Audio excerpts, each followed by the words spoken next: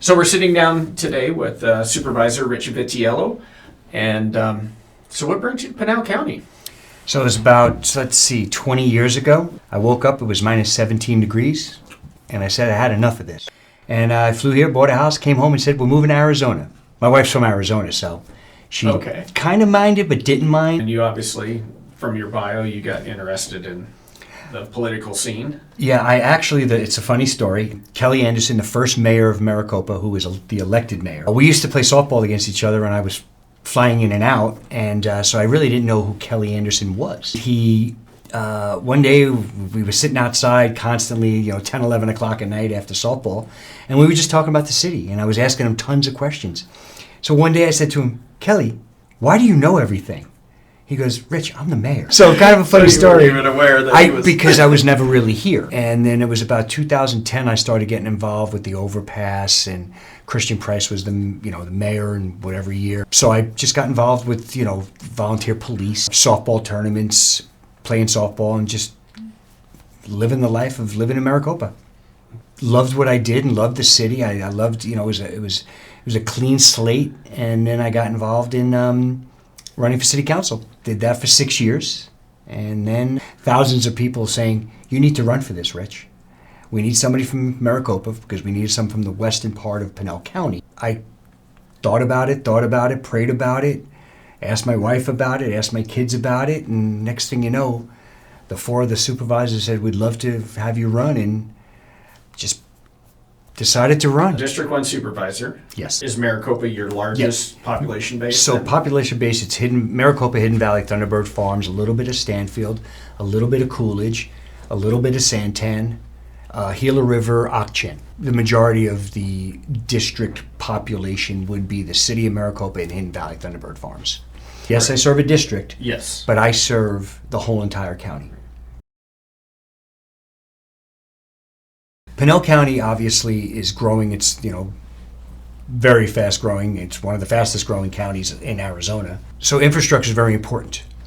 The one thing about the 347 is that hinders us is the in and out. I mean, there's 30, 40,000 cars that drive out of here, maybe even more, probably close to 40, 50,000 cars drive in and out of here every day. So we need to widen it. So one of the first things I was talking with the other board members is I need money for the 347. So they all agreed, and $20 million has been locally donated from the county that will be, when needed, will be given to the 347 to fix it, to widen it. So you guys are going to expand that to 3 lanes? It's going to go to 3 lanes down the middle. They'll take away the 2 lights. We'll have an overpass 347 over Riggs, and then they'll do the whole Diamond Exchange up by when they do the widening of the I-10. So that whole intersection is going to get changed too, because otherwise it'll ball up over there. Right. So that'll all happen. Wow. Is that all? Simultaneously. Yeah. I think that'll happen before the widening. If we get on the 5-year plan, that's the key. That's why the $20 million was important coming from Pinal County. The half-cent sales tax, which the city of Maricopa is going to do, which will raise approximately $10 million per year. ADOT looks at that and goes, oh, well, we don't have to put in as much money. We need to have what I call sustainable growth, smart growth. Look, we all want stores, we all want restaurants, but the city's going to handle their portion of stuff. But Hidden Valley Thunderbird Farms is one of the ones that's been getting hit the most. Solar farms, zoning codes that were changed back in 2001, 2002, 2003, that if it happened as quickly as it could happen, you could have 40,000 more homes on the other side of those tracks, south of Ak-Chin. Wow. Where are they going to go? Could you imagine 40,000 more cars hitting the 347 with 2 lanes? Even with 3 lanes, just imagine what it could be like. Yeah.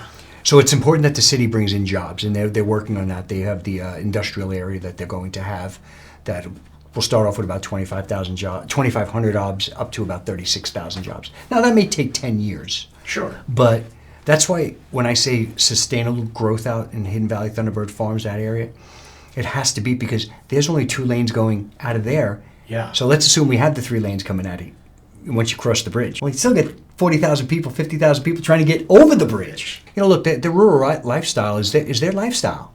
Sure. They were there first. But, people who sell their land, they also have the right. But we need to do it smart. I don't want to slow growth down. I kind of want to do sustainable, smart growth. Okay. The last time the code was changed is in 2012, and before that, I couldn't even tell you when it was changed or updated. Things need to be updated. Codes need to be changed, no matter where you live. So the whole thing with that code was, again, I don't think the fine print was read in the aspect of, they put it out there in January. As you know, I was new. Right. And they put it out there, and people thought it was the code. End of story. There was, put it out there for, I think it was 45, 50, 65, 90, whatever the number was, I don't remember exactly, for people to actually go out and look at it, comment on it, and then we would come back to the drawing board and, change things here and there. So I think that's what kind of was not understood, and I think people took it where they might have read one code they didn't like, and they went after it, and then there was another code they might not have liked, somebody else went off of it. So the next thing you know, they're thinking, this is set in stone. No, this was just a code. You had to start somewhere.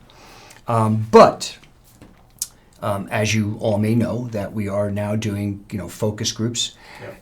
Miller made the comment, or actually the announcement, probably 2 meetings ago, I believe it was, or 3 meetings ago, where he said that we're going to be starting it. We're going to wait till after the summer, because we want people who move out of the town, out of the Pinal County, they go home to their, cooler climate for the winter, summer. Yeah. And what they'll end up doing is that we'll have, because their people have rights too, who may live in different states or even out in Canada. Yeah. So we want input from everybody. So it hasn't been 100% finalized, but we'll do what we kind of say town halls or focus groups, and that will be all over all 5 districts. So, and then we'll cross over, and then we'll put people together. And again, nothing's set in stone, but the whole process is being worked on right now, because, like I said, we were going to probably wait till September, October, when the snowbirds start coming back, because we want their input too. They live here too. Yeah. They pay taxes too. So we want everybody's input. And then that way we'll put something out, and they'll pick it apart, and then we'll come back to the drawing board again. This could take a year or 2. And remember, this is going to be something that's going to last maybe about another 10 years. And then it may need another change. Sure. So we're going to put our best foot forward. The one thing I can always, I pride myself on is listening to people. Because if we have 500,000 people, that makes me smarter. Because Sure. I'm not the smartest person in the room. Yeah. You make me the smartest person in the room with many people in the room. Again, we're not trying to hinder your life, but kind of like an HOA, which people say they love or they hate. Right. An HOA, I don't want to live next to the guy who's got the weeds 5 feet tall and he's got trash all over his head. That's why I moved into a city area in an HOA. Now, the people out in Hidden Valley, Thunderbird Farms, or any of the unincorporated area, they deserve a little more freedom. They deserve a little bit more space. Yeah. They deserve a little more grace. But you can't have piles of garbage. We talk about wildlife. We want to protect the wildlife. Well, if you've got piles of garbage and a whole bunch of stuff in your yard, how are you going to preserve the wildlife when, first of all, somebody can get hurt? It's important for us to understand what their needs and wants are, and then fix what some of the codes may do or say. Do you think it's right that the state can come into any city in Arizona and say, we're going to take over your planning and zoning? We're going to tell you that you want to have 10,000 homes built over there? No, we want 30,000 homes. Now, as a city, they say it's going to be nobody under 70,000 people. Well, what about the cities that are 75,000 people? What are cities that, are you going to tell a city how they should grow? You should tell them how many people should move into that city. You're going to tell them how many apartments they're going to build, how many stores they can and can't have, or rezone as they please. Could you imagine? Don't the citizens and the council members and the towns, don't they live there that know what's best for their citizens? I would say so, yeah. Exactly. So that's why we need to keep Prop SB 1229 out of here because they Okay, could take so- it over. Okay, so this is this is a state proposition that's being pushed through. I don't believe it will get pushed through. I believe it will be squashed because, again, who knows better? Do you want me to go to up in Maricopa County and tell them how to run their county? Oh, no. No. I live here. You know, again, even as the county, we have the County Supervisors Association. We're fighting it hard. Stay in your lane, state. You know, you don't want the federal government in state's business. We don't want the state government in our business, local business.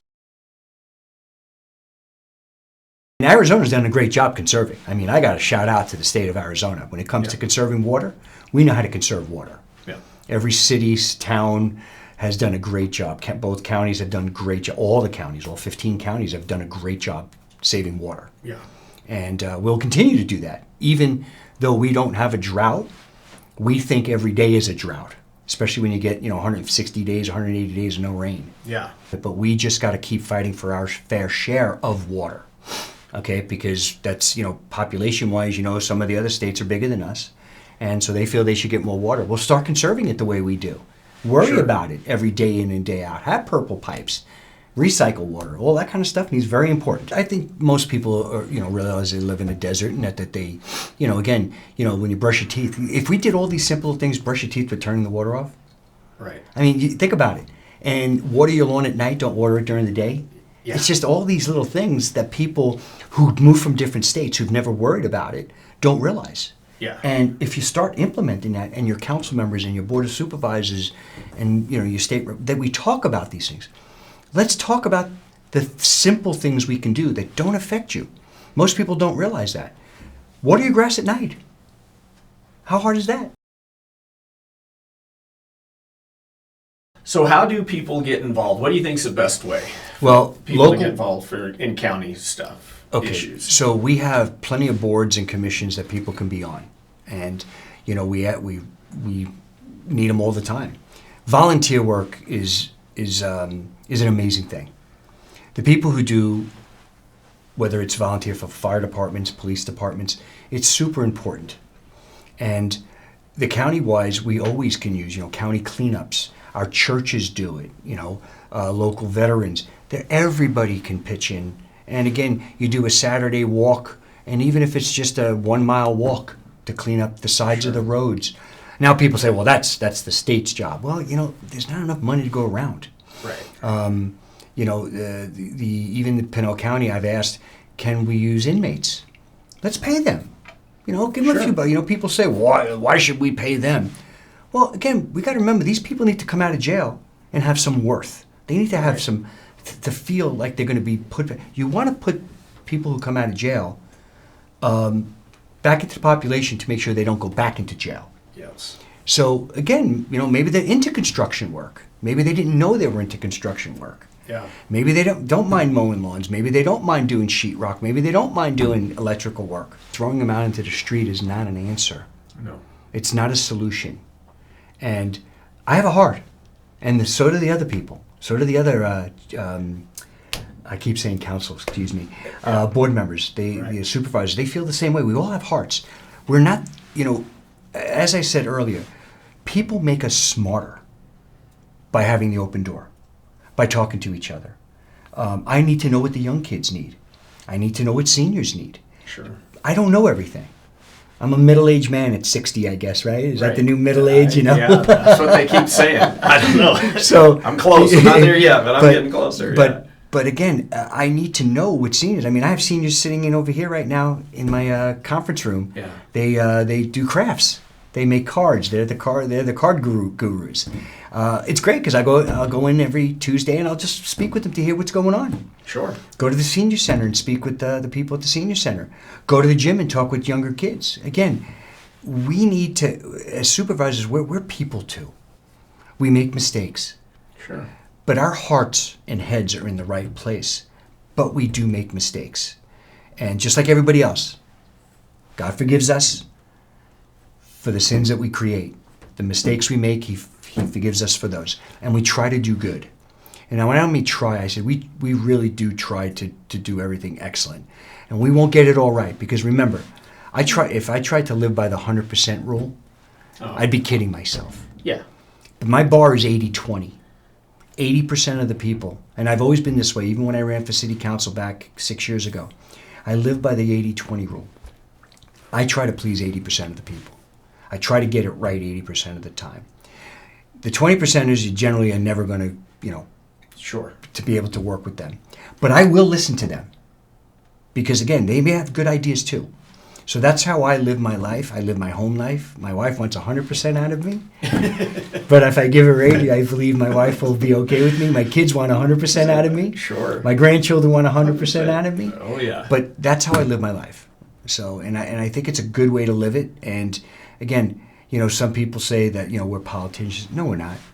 We're not politicians. I feel we're public servants. Politicians could be those guys upstairs, above this.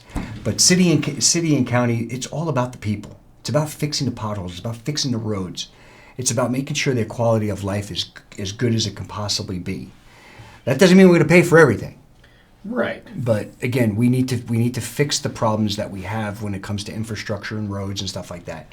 That's what we can get done, no matter if it's in my district or any of the other districts. Hunt Highways is just as important to me as 347. Right. So it's a team effort to try to get everything done. All the unincorporated areas that need more services, such as the sheriff's department, sometimes it could take 45 minutes to an hour if they were to jump in their car immediately to get out to Hidden Valley Thunderbird Farms. Sure. That's not good.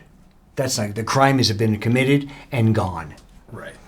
Where we have a sheriff's department here, but again, we don't have the staff because there's more sheriff's department out in other incorporated areas that they need more help than what Hidden Valley Thunderbird Farms needs. But I've seen videos of the drug trafficking that is amazing.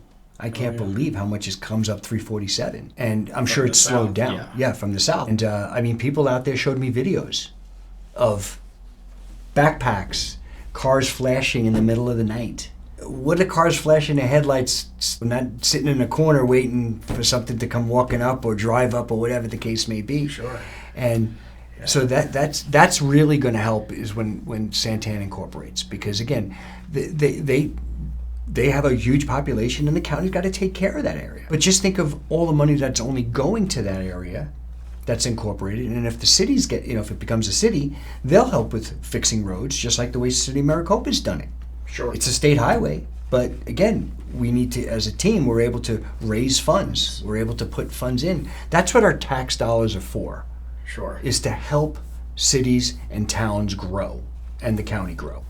So when they incorporate, that's going to just take a lot of the burden off of the county, is Sure. what you're saying. Sheriff's Department alone, okay? Now, it may take a couple years, Sure. but they've got more infrastructure and more sustainable tax revenue than the city of Maricopa had. Remember, Maricopa was 1,200 people back then. Oh, yeah. Right now, I remember. Santan's what? 125, 130,000 people? Maybe I might be off a little bit, but it's probably over 130,000 people. I would imagine. And they've got stores. And growing. And growing. So their tax base will happen quicker than the city of Maricopa's tax base would happen, or any Sure. other smaller city that may incorporate, that will incorporate eventually. Yeah. So that's the important thing there.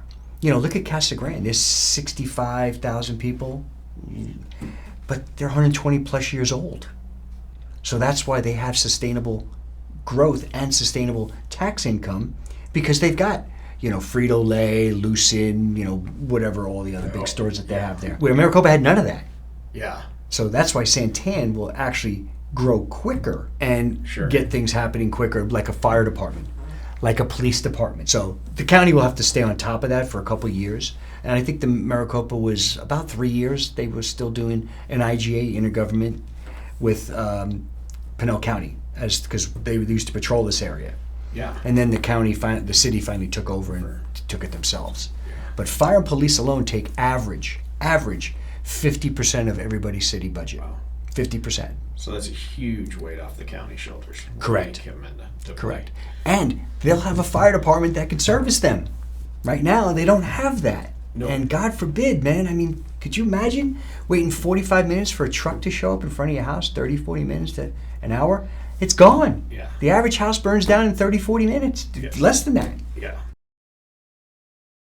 anything else you want to put out there to the constituents, to the citizenry, Very simple. My phone number, which I will put out there, 520-866-3960. That is my office number here. And I want the people to know that I am available to you 24/7, 7 days a week. Doesn't matter. I will get back to you. My assistant will guarantee that this office is available. And if I need to travel to you, to another city, Coolidge, Queen Creek, I have no problem with that. My email address, I believe, is BOS District, the number 1, at pinal.gov.